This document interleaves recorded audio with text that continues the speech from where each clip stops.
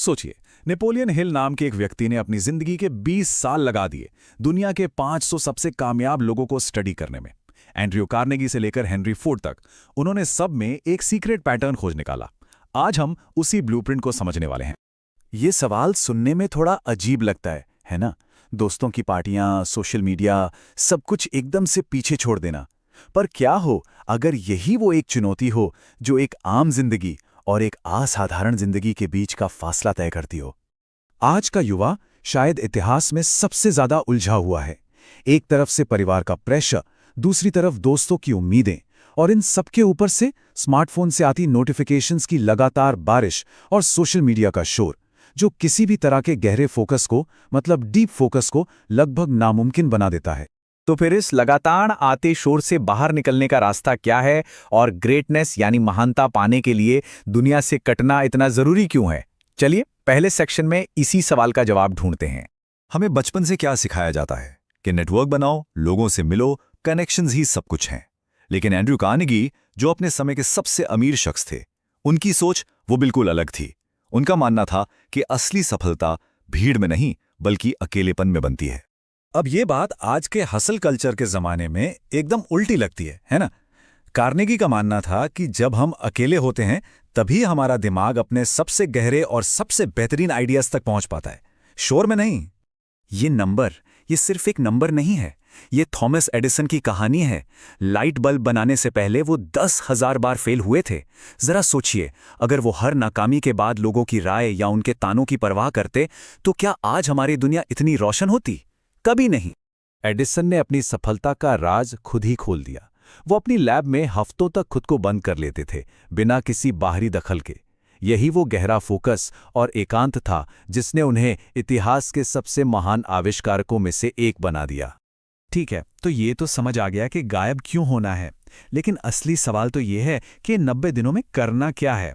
ये सेक्शन उसी practical step by step action plan के बारे में है। चलिए इसमें गहराई से उतरते हैं। ये 4 कदम समझ लीजिए कि ये उस 90 दिन की यात्रा की नींव हैं।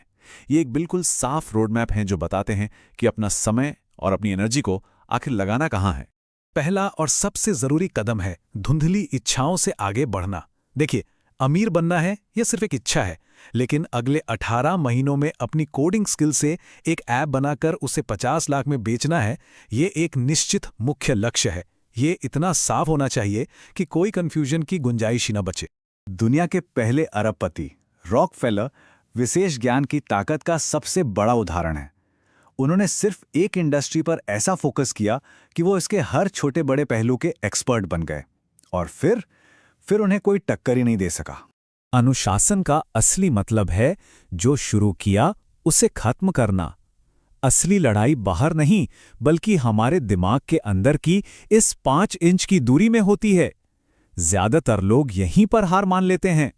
अपने फोकस को बचाने के लिए इन चीजों को जानबूझकर अपनी जिंदगी से हटाना ही होगा। ये वो छोटे छोटे दुश्मन हैं जो धीरे धीरे हमारी सबसे कीमती चीज चुरा लेते हैं, और वो है हमारा समय। चलिए अब आगे बढ़ते हैं और देखते हैं कि ये सब मिलकर क्या बनाते हैं। जब कोई इस 90 दिन की चुनौती को पूरा करता है तो उसके बाद असल में क्या बदलता है। ये सेक्शन उसी बदलाव की कहानी है। ये 90 दिन 3 हिस्सों में बटे हैं। पहला महीना सबसे मुश्किल होता है, जब पुरानी आदतें आपको पूरी ताकत से वापस खींचती हैं। दूसरा महीना वो है जब मोमेंटम बनता है, गाड़ी पटरी पर आने लगती है। और आखिरी महीने तक ये नया तरीका एक आदत बन चुका होता है, एक नेचुरल प्रोसेस।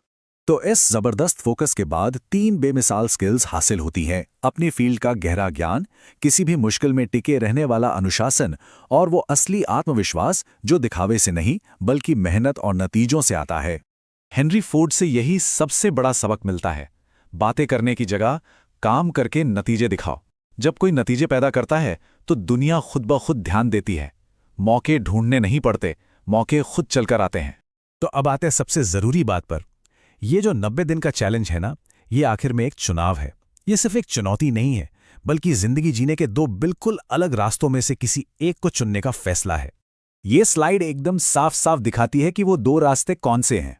एक तरफ वो जिंदगी है जिसे बाहरी दुनिया यानी भटकाव कंट्रोल करता है, और दूसरी तरफ वो जिंदगी है जिसे एक अंदरूनी मकसद और अनुशासन चलाता है। चुनाव बिल्कुल साफ है। और आखिर में बस ये याद रखना है कि कामयाबी टैलेंट का खेल उतना नहीं है जितना कि लगन और टिके रहने का है। जीतते वही हैं जो मुश्किल होने पर भी मैदान नहीं छोड़ते।